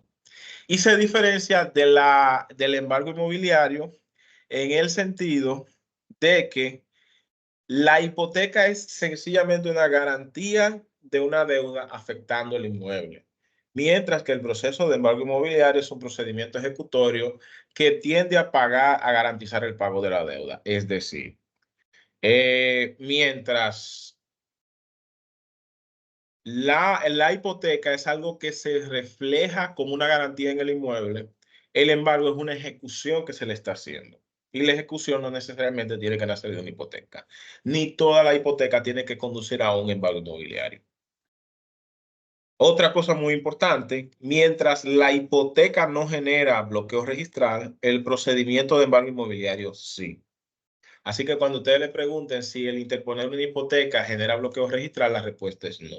De hecho, pueden haber acreedores inscritos en primer rango, segundo rango, tercer rango, último rango. Pero inmediatamente someten un embargo inmobiliario, hay un bloqueo y no se puede registrar más nada. ¿Me siguen ahí? ¿Alguna duda con esa parte? Así mismo es, profe, porque motivo del embargo inmobiliario hay una certificación de embargo, un referimiento de embargo inmobiliario que se hace un referimiento a través de un acto de embargo. Y eso hace un bloqueo, se hace un bloqueo que no permite que no se permite cosas sino a través de un embargo. Correcto. Bien, veo que tiene la mano levantada Fabiola. Dígame, Fabiola. Profe, que yo le decía no le decía, le quiero decir que un gerente de un banco me dijo a mí que el banco no prestaba si no era, si no ponían hipoteca en primer rango, que ellos nunca aceptaban hipoteca de segundo y tercer rango ni nada de eso, que ellos prestan nada más si El gerente que dijo eso está muy ido. ¿Por qué? Porque no se puede ser tan absoluto. Si un inmueble vale 20 millones de pesos y hay una hipoteca en primer rango de $500,000 de pesos, el banco, aún siendo acreedor en segundo rango, tiene la capacidad de cobrarse con el inmueble en la medida en la que se publicite cualquier procedimiento de ejecución y puede hacer reparo al precio de la puja. Porque así, cuando termine de saldar dentro del orden de los pagos con el acreedor del primer rango, le pagan a él. Eso va a depender de muchos factores. Si el banco sencillamente dice, no quiero forzarme, lo que tienen que cerrarlo. Porque la idea de trabajar en el banco es trabajando con problemas. Digo yo puedo estar equivocado. claro. Ok. Pero Ana Maribel, dígame. Pero los bancos, así como dice Fabiola, profesor, yo trabajo en una institución bancaria, yo soy gerente de un área, y en ese caso que presenta Fabiola, el banco mejor prefiere pagar el $500,000 al que tiene el primer rango. Es decir, si Fabiola va a coger 2 millones de pesos, Subrogarse la deuda. ajá, si va a Hace una prestar 2 cesión de millones, crédito. presta 2.500.000, paga la otra institución y él se queda como primer rango para que los bancos tienden a cuidarse y evitar después futuros problemas. Esa es una buena alternativa. O sea, el dinero lo utilizan para pagarle al acreedor de primer rango, pero eso significaría que ellos absorberían la deuda y el monto original del préstamo tendría que añadirse lo que se le debe de otro lado. Ajá, por eso, porque si como usted dice, si la propiedad vale mucho, el banco se Claro. la juega y prefiere pagar a la otra institución. Eso no es muy buena idea, pero para eso es bueno hacer todas las investigaciones del lugar para que no tengan sorpresas. Muy bien, entonces ahora pasamos con los tipos de hipoteca. ¿Están cansados, señores? Estamos terminando. No, vamos bien. No estamos cansados. Excelente. Aquí amanecemos, si es posible. Fabiola, démele lectura al artículo 2114 del 2116 del Código Civil. Si es posible. profesor, yo lo busco en el internet porque se me quedó en el carro el código. No, no hay problema, no hay problema. Vamos a escuchar déjame ver una persona nueva. Vamos a escuchar a Amanda, para que o a Ana Maribel. Ana Maribel, démele lectura al artículo 2116. Dice, la hipoteca es o legal o judicial o convencional. Muy bien. Entonces, ¿Cuál es la diferencia entre una hipoteca legal, una hipoteca judicial y una hipoteca convencional? Ana Maribel, démele lectura también al artículo 2117. El 17 dice que la hipoteca legal es aquella que se deriva de la ley. Ok. Sigue, La, hay más información. la judicial es la que resulta de la sentencia o actos judiciales y la convencional es la que depende de los convenios y de las formas externas de los actos y contratos. Muy bien. Vean ustedes que las fuentes de la hipoteca pueden ser tres: la ley, las decisiones judiciales, las convenciones entre las partes. Yo quiero hacerle una pregunta a ustedes. La hipoteca sobre pagaré notarial, ¿qué tipo de hipoteca es? ¿Legal, judicial o convencional? José Ruiz, tiene la mano levantada, dígame. Sí, justamente yo esperaba que te hiciera esa pregunta. Es judicial. Es judicial. ¿Y por qué usted dice que es judicial, hipoteca sobre pagaré notarial? Bueno, conforme a lo que investigamos en el grupo de la tarea, que justamente mencionó eso, como la hipoteca en virtud de pagaré notarial no cae como una hipoteca convencional, es decir, no hay un acuerdo entre las partes. Yo como acreedor, en virtud de ese pagaré, voy a ejecutar mi título ejecutorio sobre un inmueble. O sea, tú no tienes que estar de acuerdo sobre eso. O sea, no hay una convención entre las partes. Y no es legal porque no recae sobre ninguno de los que establece el Código Civil. No recuerdo el artículo que está ahí mismo justamente después, que es la mujer casada. Ah, sí, en el 2121. Entonces, si nos vamos a lo que dice el artículo 2000 de la hipoteca judicial, 2123, aquí establece que esta se da sobre sentencias, sean contradictorias. Segundo que lo tengo. Bueno, en pocas palabras es porque esa es un título ejecutorio y como la hipoteca judicial es la única que establece que se puede ejecutar sobre títulos ejecutorios, se dice que esa es ahí donde cabe. De hecho, el registro de títulos en la última disposición técnica lo actualizó y estableció que los pagaré notarial caen dentro de la hipoteca judicial definitiva. ¿Por qué caen dentro de la hipoteca judicial definitiva? Por esa misma razón, al ser un título ejecutorio, pero una cosa es un título ejecutorio y otra cosa es un acto judicial. Yo digo la hipoteca, si se hace en virtud de claro, la definición dada por el artículo 2117 dice: hipoteca judicial es la que resulta de sentencias o actos judiciales, es decir, que emana de una autoridad judicial. ¿Cuál autoridad judicial interviene en una hipoteca sobre pagaré notarial?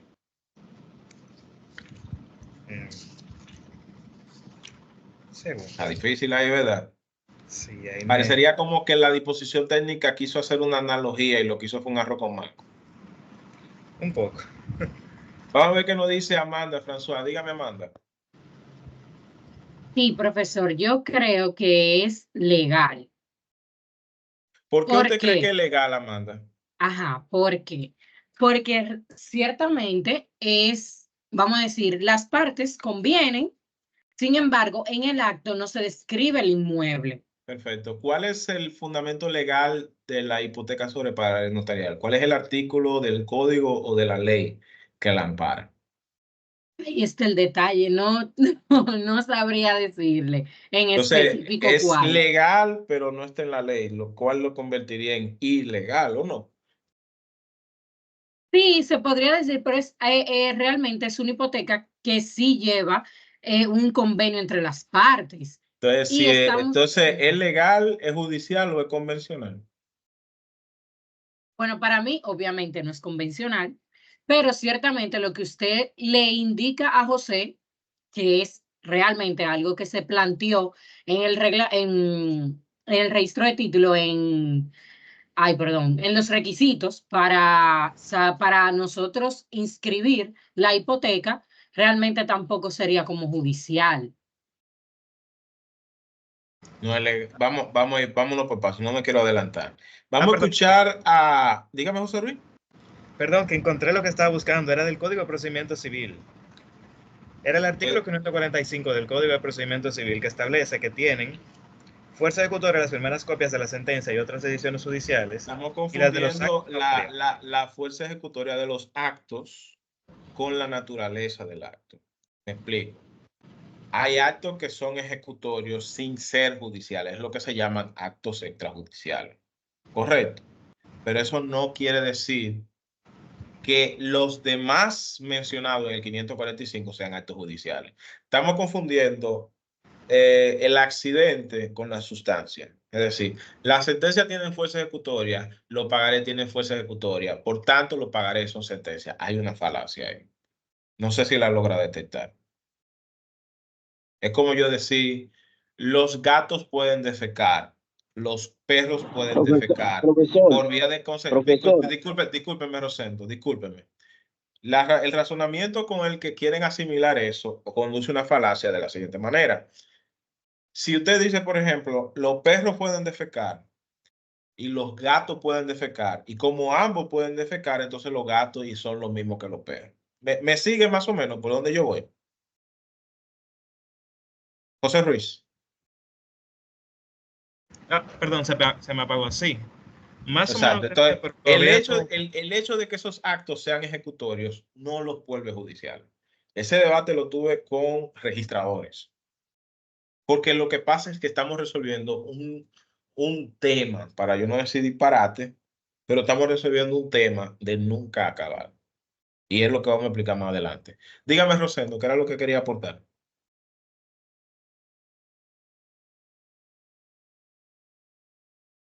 Adelante, Rosendo.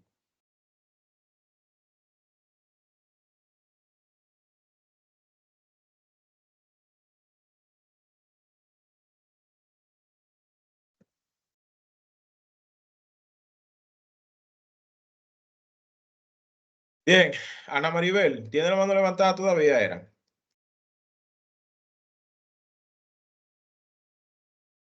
Adelante, Ana. No, se me quedó levantada de la otra vez, profesor. Ah, perfecto. Oscar, bienvenido. ¿Tiene la mano levantada? Sí, maestro. Dígame, ¿cuál era el aporte? Yo digo que para mí son convencionales. Ok, ya tenemos tres. Alguien dijo judicial, alguien dijo legal y alguien dijo convencional. Explique por qué cree que es convencional. Yo voy a decir que es convencional. Lo seguimos, profesor. La parte notarial lo que le da es la garantía entre las partes. ¿Y quién es que tiene la potestad para dar fe pública de que esos acuerdos que se hicieron entre las partes son verídicos? Es un notario. Entonces por eso yo digo que son convencionales. Ese es el argumento más... Yo la tengo levantada, le voy a explicar una ley que yo tengo aquí a mano. Dígame, Rosendo.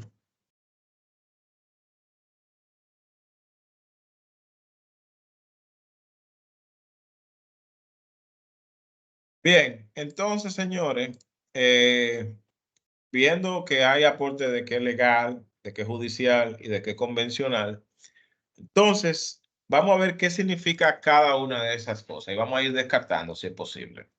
La hipoteca legal es la hipoteca que se deriva de la ley. Está contenida en los artículos 2021 y 2022 del Código Civil. Correcto. Entonces, esa hipoteca legal habla específicamente de casos especiales, es decir, el caso de la hipoteca legal de la mujer casada sobre los bienes de su marido. Esa disposición tiene que ser objeto de revisión porque eso era en consonancia con el artículo 1421 del Código Civil que decía que el marido era el dueño absoluto de los bienes y ese es un paradigma que creo que hemos superado. El de los menores y sujetos de interdicción sobre los bienes de su tutor, los del Estado, municipio y establecimientos públicos sobre los bienes de los recaudadores y administradores responsables. Entonces, ese tipo de hipoteca solamente se inscribe en la medida en la que expresamente la ley lo plantee. Ese no es el caso de la hipoteca sobre pagaré notarial, por lo cual hay que descartarla como hipoteca legal. Entonces, vemos el segundo ejemplo.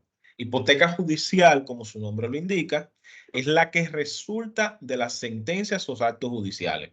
La hipoteca judicial, dice el artículo 2123, atención aquí, resulta de las sentencias, bien sean contradictorias o nacen efectos, definitivas o provisionales en favor del que las ha obtenido. Resulta también de los reconocimientos o verificaciones en juicio de las firmas puestas en un acto obligatorio bajo firma privada. Es decir, cuando se agota un procedimiento de verificación de firma en donde realmente se determina que las firmas son del acreedor y o del deudor, eso es un acto ejecutorio.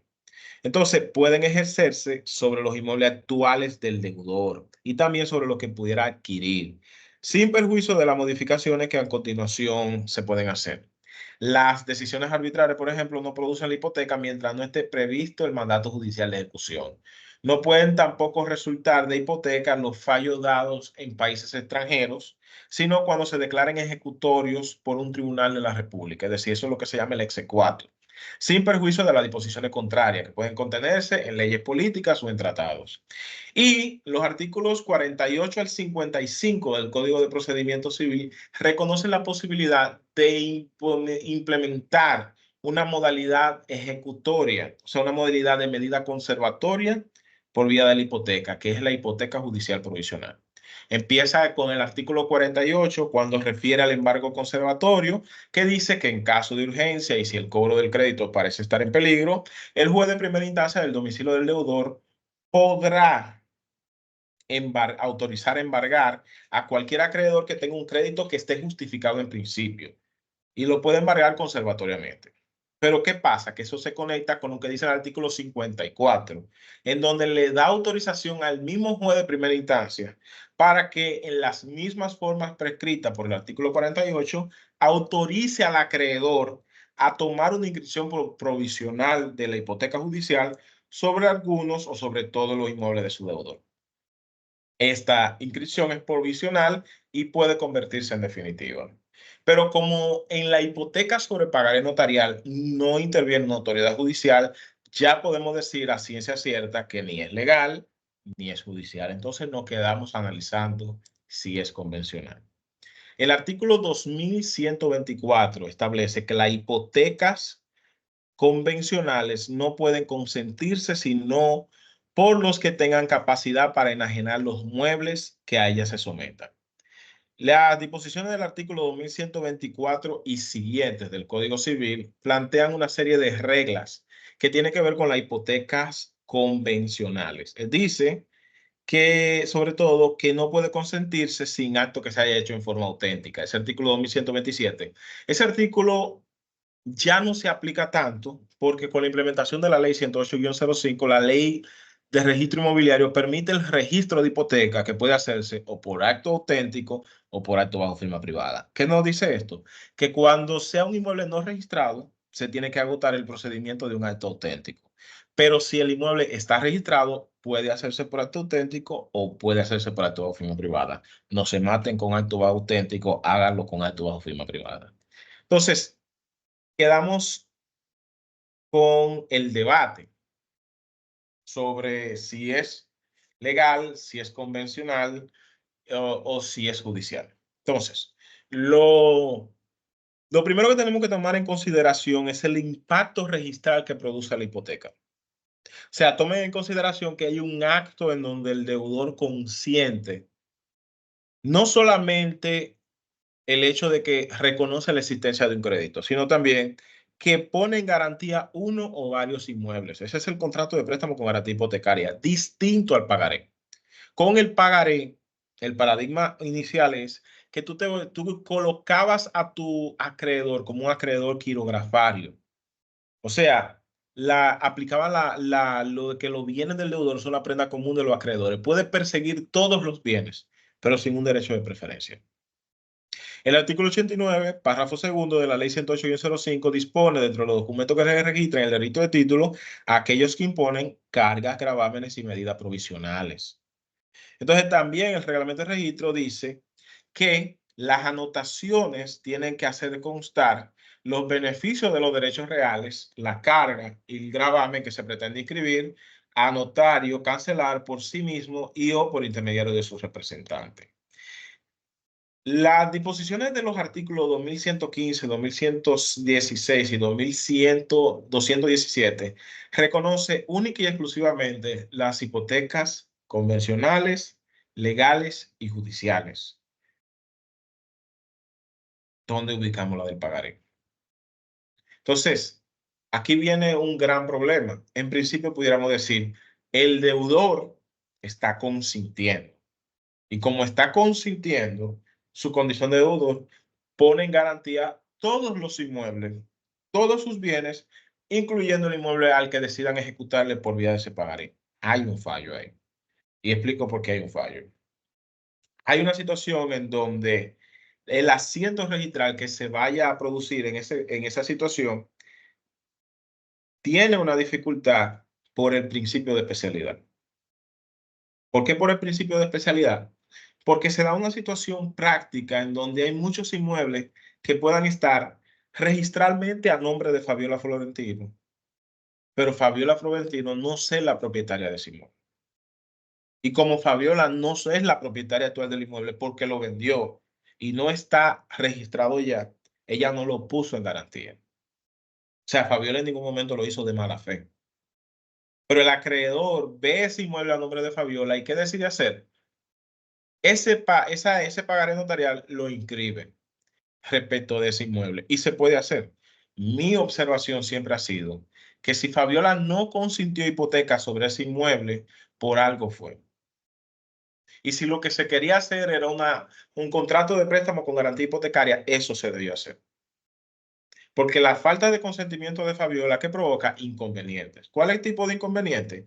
Que Fabiola teniendo otros bienes por los cuales le puede ejecutar, elijan ese. Y otro que es el más peligroso, que Fabiola hace tiempo le haya vendido a Josefina.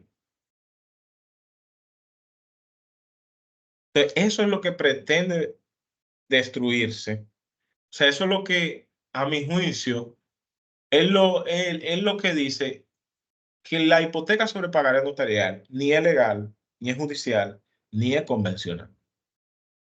Fabiola consintió la deuda, pero no consintió hipoteca sobre ese inmueble.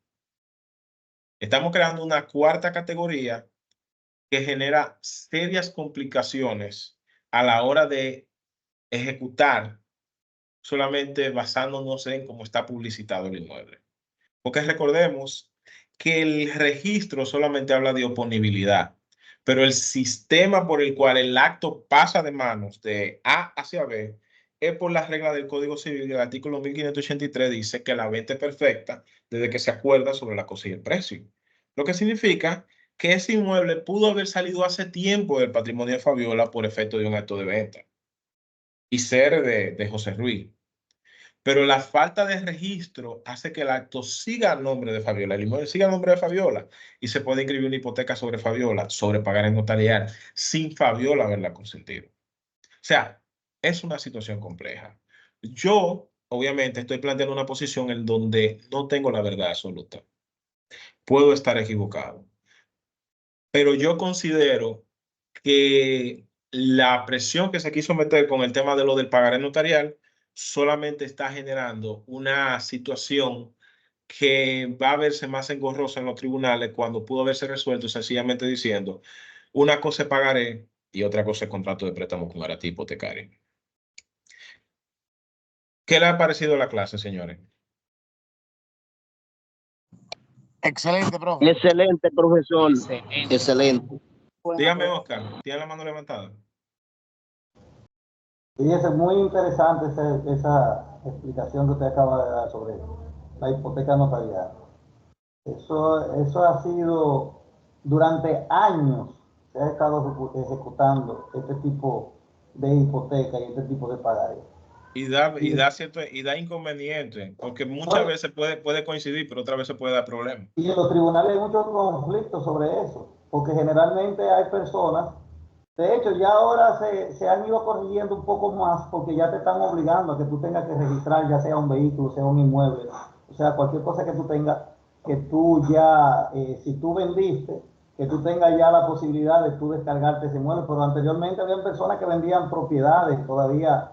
De hecho, habían personas que le compraban propiedades y para no pagar los impuestos le decían a la otra persona, no, tú te quedas así con eso, y se quedaban con el acto de venta ahí guardado por si cualquier cosa, lo que sea. Eso era lo que hacía.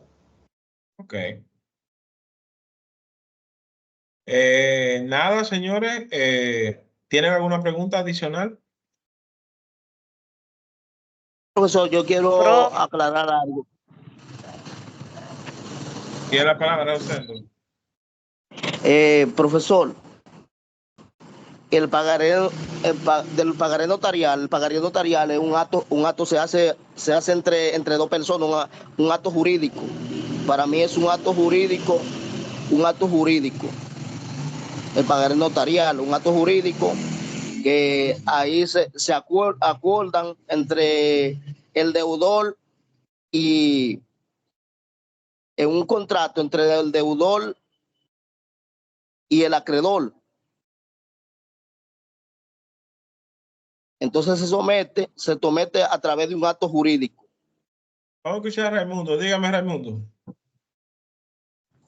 Profesor, el pagaré, pagaré notarial suscrito por el deudor, un acto auténtico ante un notario cuya primera copia tiene fuerza ejecutoria contra el deudor, sin necesidad del acreedor obtener autorización judicial. Es así. O sea, siempre lo he escuchado así. Puede ejecutar para fines de medidas ejecutorias, como sería un embargo ejecutivo, que recae sobre muebles, pero tendría que agotar un mandamiento de pago. Sí, señor, claro que sí. Primeramente. Pero eso no es, pero eso nada tiene que ver con hipoteca. Ok. Amanda, tiene la mano levantada, dígame. Sí, profesor, es en cuanto, ya no tiene que ver con la clase, sino en cuanto a las tareas. Me imagino que las notas, ¿por qué vía nos llegarían? Te la hago llegar, no se apure. Ah, ok. Gracias. Fabiola. Profe, no, el tema, la pregunta que yo quiero hacer no va ligada quizás con los temas de ahora.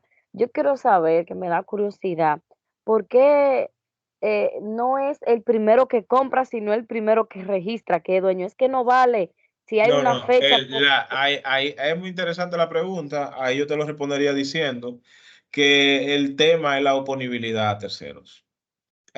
Puede perfectamente el primero que compra pero que no registró atacar, pero lo tiene que atacar en función de que el vendedor estaba claro de que había vendido ese inmueble y que cuando vino a ver estaba en complicidad con el segundo comprador.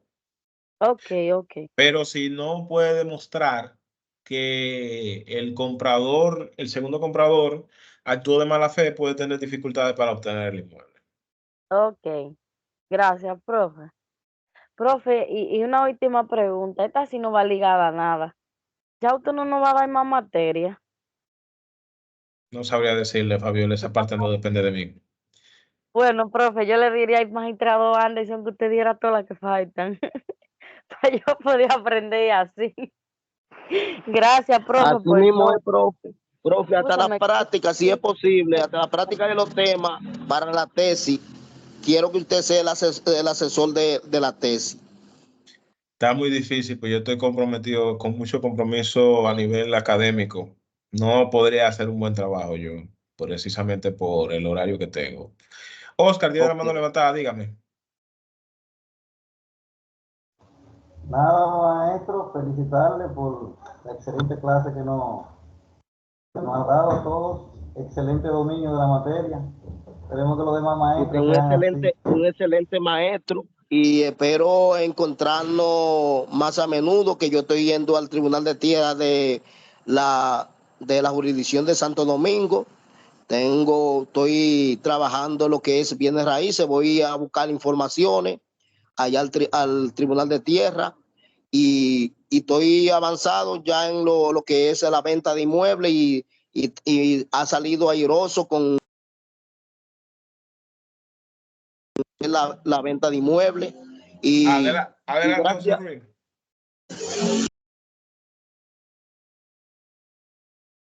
José Ruiz, tiene la mano levantada.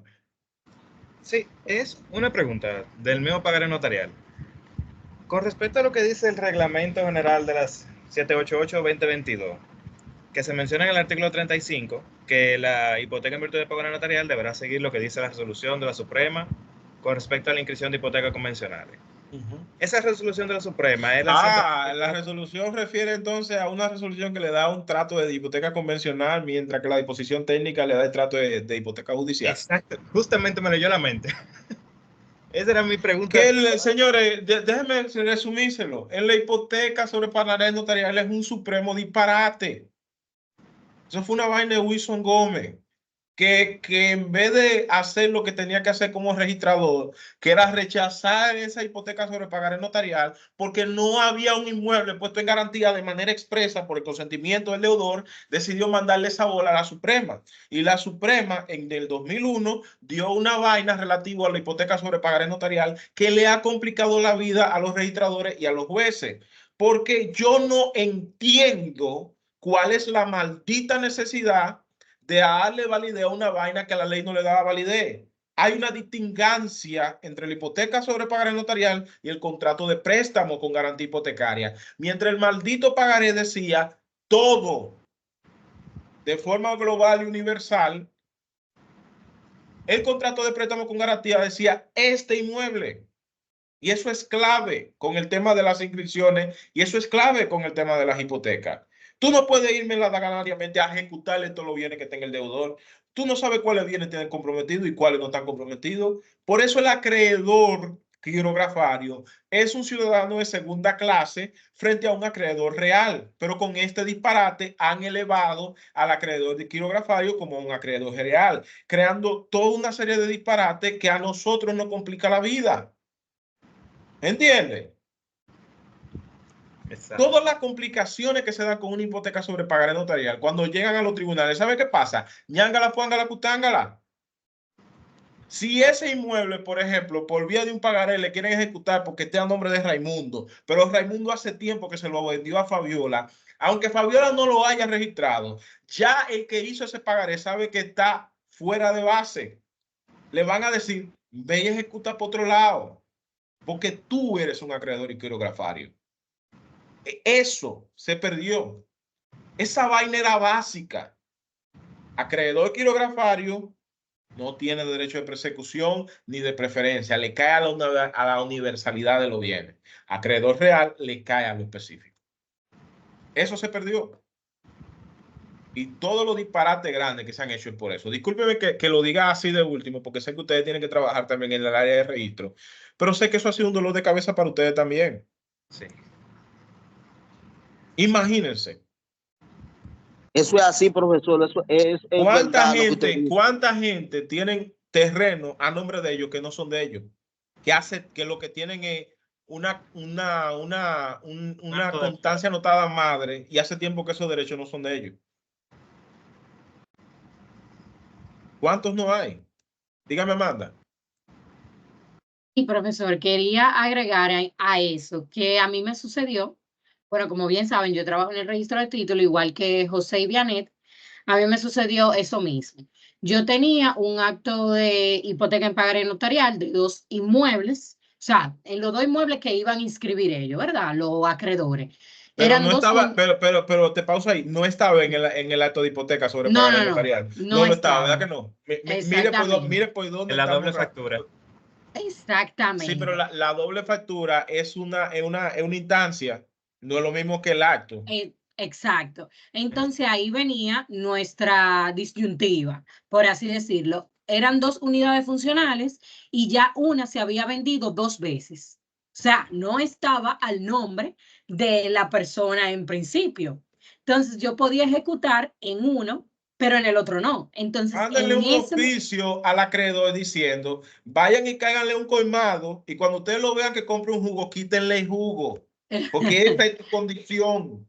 Esa vaina no se puede perder. Ve y cáele a la cuenta de ahorro, ve y cáele al carro, no le caiga inmueble. Si tú quieres caerle inmueble, solicita la inscripción de una hipoteca judicial o demándalo, porque todo eso solamente da disparate, señores.